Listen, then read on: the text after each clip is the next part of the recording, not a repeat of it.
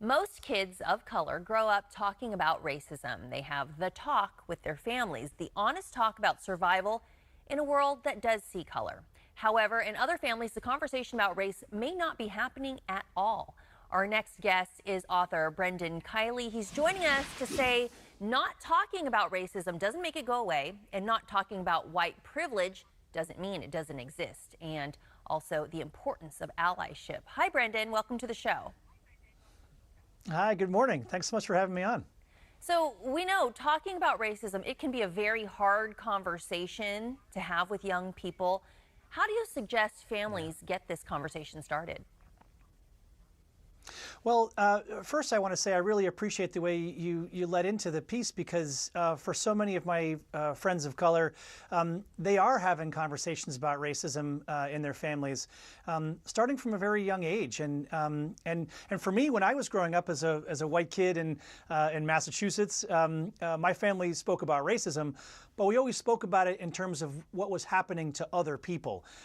There was never a question about me reflecting on and getting to understand more my own racial identity and how it impacted my life and the lives of others around me. And so the other talk is really an opportunity for white families to engage in those conversations about our own racial identity, and hopefully to be more self-aware, and to be inspired to listen more and to learn more, so that we can engage with the people who've already been doing work for racial justice in our communities for a long time. And that can start at a young age.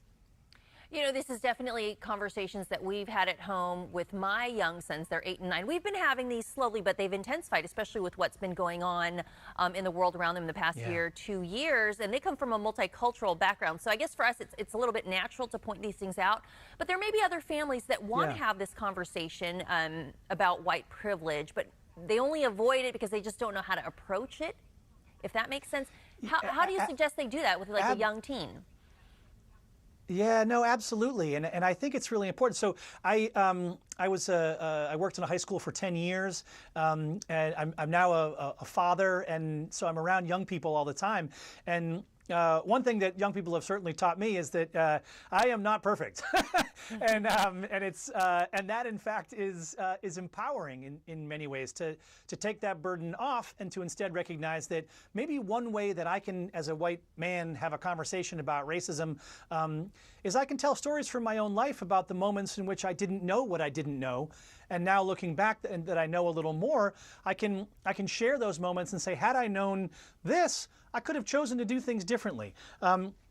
I think it's really important to enter conversations about racism, especially as a white person like myself, and having that conversation within my white family with humility, and also a sense of urgency, but to start with that place of humility. Here's a story from my life in which there was a racist moment in my basketball team. Here's a moment from my life in which I was pulled over by a police officer and I didn't recognize the context of other things that were going on in the world around me. Here's a story from my grandfather's life, and how he had access to benefits in the GI Bill that fellow soldiers of his who were soldiers of color didn't have access to. We can share these stories from our own lives in ways that are honest. And that way we can then get into the nitty-gritty of racism in the broader context. But by starting with our own stories, we do what humans do best. We just tell stories. Brendan, so you've written a book, The Other Talk, and I have my copy right here. So you're sharing some of these stories, kind of maybe taking the edge off, if you will, to help parents talk to their teens about it. You mentioned you've had different experiences. You were in the classroom, you were a teacher. What are some of the most common questions that really aren't that scary that kids have about race? You know, so honestly, I've had the great fortune to travel the country and speak in schools from Anchorage, Alaska to Orlando, Florida, you know, and many points in between. And it's really quite common all across the country that young people are asking, saying, I want to learn more so that I can do more. And I think it's important to share that our young people really are clamoring to learn more. And many of the questions are, well, what is white privilege? And why don't we talk more about racism if it really does exist so often in so many places in our country? They're asking those questions because they see it. And kids are smart. They recognize reality, and whether we want to talk about it or not is one thing, but since they see it, I think we owe it to them to be honest and have those conversations with them. Yeah, this is obviously a layered conversation. It's not just going to happen one time. It's something that's going to be ongoing. What can you leave our audience with? If it was like one piece of advice on how to start this conversation with their kids, what would you say?